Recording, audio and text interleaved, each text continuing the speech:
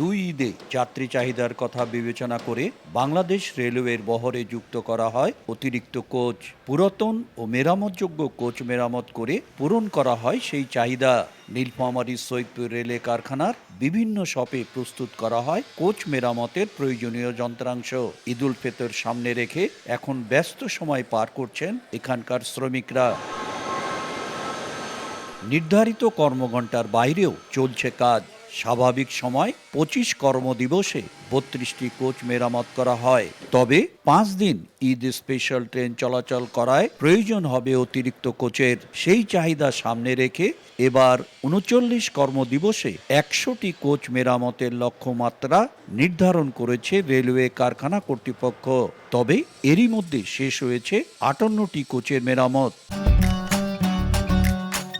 আমি আর ম্যাগি স্বাদ ও ভালোবাসার দারুণ জুটি ফ্রম নেসলে। ঈদের কারণেই আমরা খুব ব্যস্ততার সময় পার করতেছি।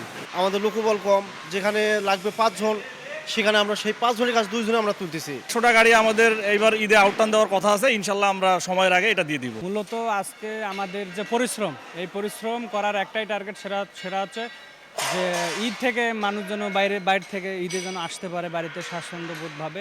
আপনারা জানেন যে ঈদে ঘরমুখো যাত্রী যারা নিরাপদে এবং নির্বিঘ্নে বাড়িতে ফিরতে পারে তাদের লক্ষ্যে বাংলাদেশ রেলওয়ে যাত্রী সুবিধা দিয়ে থাকেন।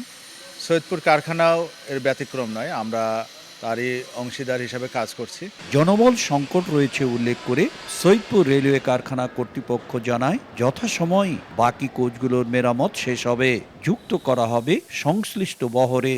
আসন্ন ঈদ উল ফিতর উপলক্ষে আমরা ১০০টি কোচ আউটটার্ন দেওয়ার প্রোগ্রাম হাতে নিয়েছি, যার মধ্যে ৬০টি কোচ ইতিমধ্যে বের হয়ে গিয়েছে, বাকি ৪০টি কোচ আমাদের প্রক্রিয়াধীন আছে বের হওয়ার।